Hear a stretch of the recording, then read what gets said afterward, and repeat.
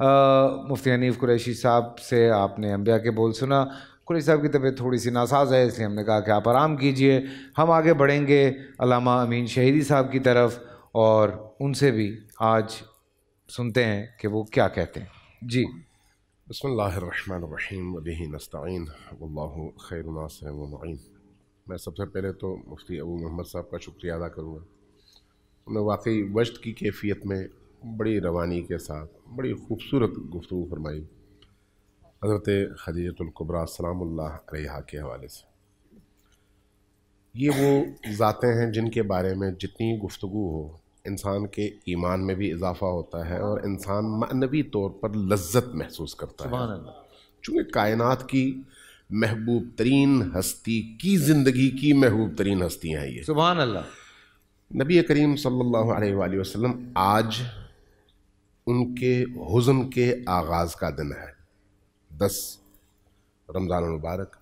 چونکہ حضرت خدیجہ سلام اللہ علیہا جدا ہو رہی ہیں، اس اعتبار سے نبی کریم کے گھرانے میں حزن کی کیفیت ہے. تو میں جب ان کی گفتگو سن رہا تھا اور ساتھ میں کچھ چیزیں یاد کر رہا تھا تو میری اپنی کیفیت بھی ہو گئی تھی کہ واقعی آج رسول کریم کی کیا کیفیت ہوگی. چونکہ روایات اور احادیث جو ہمیں بتاتی ہیں رسول کریم کے عشق اور ان کی محبت کے حوالے سے، تو وہ بڑی عجیب ہے، بڑی عجیب ہے جو اس خاتون کے لیے ہے پورے عالم میں.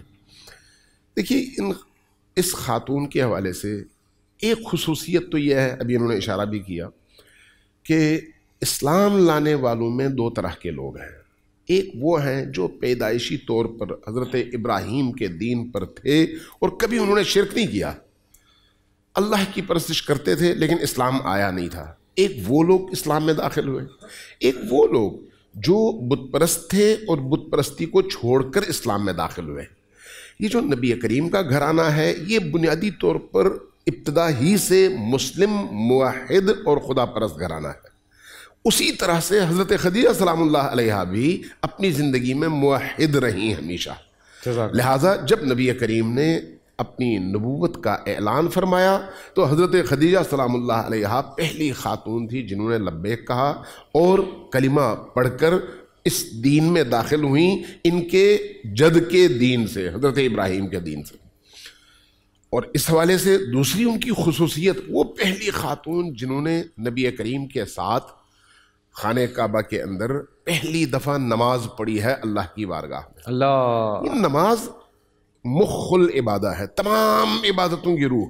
بے شک. اور اس کا جب آغاز ہوا تو لوگوں نے گواہی دی کہ 3 ہی شخصیات تھیں، یا نبی تھے یا خدیجہ سلام اللہ علیہا تھیں یا علی مرتضیٰ تھے. بالکل. اس اعتبار سے بھی یہ شخصیت جو ہے بڑی عجیب ہے. اور تیسری بڑی عجیب پہلو ہے، نبی کریم صلی اللہ علیہ وآلہ وسلم نے جب اس خاتون سے شادی کی تو آپ کی عمر میں تو کوئی اختلاف نہیں ہے کہ آپ کی عمر تقریباً 25 برس تھی. 25 برس کی عمر میں آپ نے حضرت خدیجہ سے شادی کی اور شادی کے بعد یہ شادی رہی 25 سال. یہ جو 25 سال کی ازدواجی زندگی رہی، اس ازدواجی زندگی میں نبوت کا اعلان شامل ہے، مختلف قسم کی مشکلیں شامل ہیں، حضرت خدیجہ سلام اللہ علیہا کی دولت کی تقسیم شامل ہے. وہ جو ملیکۃ العرب کے عنوان سے پورے جزیرہ نمائے عرب میں معروف ترین متمول خاتون تھیں، وہ اس مقام تک پہنچیں کہ شیب ابی طالب میں ایک کھجور کی گٹھلی کی محتاج ہو گئی. یہ اسی دوران کا واقعہ ہے جس میں انہوں نے اپنا سب کچھ نبی کریم پر اور نبی کریم کے دین پر خرچ کیا ہے. سبحان اللہ. روایت کی گئی ہے کہ جب نبی کریم کی پالنے والی وہ خاتون حلیمہ سعدیہ تشریف لائیں اور آپ کے گھر تشریف لائیں تو حضرت رسول خدا نے ان کو بڑا احترام دیا. اب وہ مسلمان نہیں ہوئی تھیں، اسلام انہوں نے قبول نہیں کیا تھا، اپنے شوہر کے ساتھ آئی نکال کر. جب تشریف لائیں نبی کریم نے فرمایا حضرت خدیجہ سے کہ یہ میری ماں ہے، اس نے مجھے پالا ہے. اور وہاں پر جس والہانہ اور محبت بھرے انداز میں آپ نے اپنی عقیدت کا اظہار کیا اس مشرکہ ماں سے جو ابھی مسلمان نہیں ہوئی، حضرت خدیجہ سلام اللہ علیہا نے یہ منظر دیکھا، بڑی متاثر ہوئی. اب اس کے بعد مہمانداری کے بعد نبی کریم نے پوچھا حضرت حلیمہ سعدیہ سے کہ تمہارے قبیلے کی کیا صورتحال ہے. جواب میں فرمایا کہ وہاں پر قحط سالی ہے، بھوک ہے اور لوگ پس رہے ہیں، مشکلات میں ہیں. نبی کریم نے یہی بات منتقل کر دی حضرت خدیجہ تک. حضرت خدیجہ سلام اللہ علیہا کا ایثار دیکھیے، انہوں نے فوراً کہا 40 اونٹ اس کو میں دیتی ہوں، اور اسی طرح سے بکریاں. اب یہ مشرکہ خاتون ہے، لیکن حضرت خدیجہ سلام اللہ علیہا نے اپنی اس ازدواجی زندگی میں صرف اپنے آپ کو نہیں بلکہ اپنے سے متعلق ہر چیز کو نبی کریم پر قربان کیا ہے. سبحان اللہ. اور یہ جو 25 سال کی شادی ہے، 25 سال کی، ان 25 سالوں میں آپ دیکھیے نبی کریم نے کوئی اور شادی نہیں کی. بالکل. یعنی آپ کی عمر تقریباً 51 سال ہو گئی. جی جی. 51 سال کی عمر، یعنی شادی کی عمر 25 26 30 کے درمیان ہوتی ہے نا، انسان اپنی جوانی کے جوبن میں ہوتا ہے. نبی کریم نے کوئی شادی نہیں کی، یہاں تک کہ آپ کی عمر 51 سال کے قریب ہو گئی اور حضرت خدیجہ سلام اللہ علیہا دنیا سے گئیں. اب اس کے بعد نبی کریم نے جتنی بھی شادیاں کی ہیں وہ ان 11 سالوں میں کی ہیں جو بات کی ان کی زندگی کے. اس سے پتہ چلتا ہے کہ حضرت خدیجہ سلام اللہ علیہا نبی کریم کی زندگی میں کیا حیثیت رکھتی تھیں. سبحان اللہ. کہ ان کی موجودگی میں انہوں نے کسی شادی کا نہیں سوچا اور صرف اکتفا کیا حضرت خدیجہ پر، اور حضرت خدیجہ نے بھی ایک صالح ترین بیوی ہونے کا جو حق تھا وہ ادا کیا. اس لیے امام بخاری میں حضرت علی المرتضیٰ علیہ السلام سے یہ روایت نقل کی ہے کہ نبی کریم سے حضرت امیر المومنین نے نقل کیا کہ نبی کریم نے فرمایا کہ اس عالم میں اپنے زمانے میں حضرت مریم سب سے برتر تھی اور آج کے زمانے میں سب سے برتر حضرت خدیجہ سلام اللہ علیہا. یہ بخاری کی روایت ہے. اور دوسری روایات بھی ہیں جس میں حضرت مریم کے علاوہ حضرت آسیہ کو اور حضرت خدیجہ کے علاوہ حضرت فاطمہ الزہرا سلام اللہ علیہا کو افضل ترین اور بہترین عورتوں میں سے قرار دیا گیا ہے. لیکن حضرت خدیجہ سلام اللہ علیہا وہ خاتون ہے. اس اعتبار سے جب ہم حضرت خدیجہ کی آخری رحلت کے ٹائم کو دیکھتے ہیں تو انسان واقعی وہاں پر تڑپ اٹھتا ہے. آپ بستر وفات پر ہیں، نبی کریم تشریف فرما ہے. سارا وہ جو اقتصادی بائیکاٹ ہوا تھا یہ اسی کے دوران ہوا تھا نا؟ جی اسی زندگی میں ہوا ہے. جی. چونکہ جب حضرت خدیجہ کا وصال ہوا ہے تو اس وصال کے موقع پر تو اب اسلام میں طاقت آ گئی تھی. جی جی. یہ تو تمام کی تمام مصیبتیں اس سے پہلے کی ہیں، تمام کی تمام مشکلات اس سے پہلے کی ہیں، جو بدترین مشکلات تھیں. شیب ابی طالب 3 سال پہاڑ کی گھاٹی کے اندر، نہ گھر نہ بستر نہ کھانے کو کچھ، اور پورے کا پورا مسلمانوں کا قبیلہ شیب ابی طالب کے درمیان محصور. اب آپ اندازہ لگا رہے ہیں پتھروں کے درمیان آپ 3 سال رہے اور آپ کے پاس کھانے کو کچھ نہ ہو. بڑی مشکل سے اگر کچھ ملے تو وہ بعض اوقات یہاں تک نوبت پہنچتی کہ چوس کر اگلے مسلمان کے منہ میں ڈال دیا جاتا. اللہ اللہ اللہ. اس کیفیت میں حضرت اور بچے بھی ہیں، بوڑھے بھی ہیں، جوان بھی ہیں. خود حضرت خدیجہ سلام اللہ علیہا جو ملیکۃ العرب ہے، آپ ذرا تصور کر لینا کہ اس مقام سے اس مقام تک نبی کریم کی خاطر اور نبی کریم کے دین کی خاطر کتنی بڑی قربانی ہے، کتنی بڑی قربانی ہے. اب یہ خاتون جب دنیا سے جاتی ہیں یا جا رہی ہیں تو نبی کریم کی حالت اور کیفیت دیدنی ہے.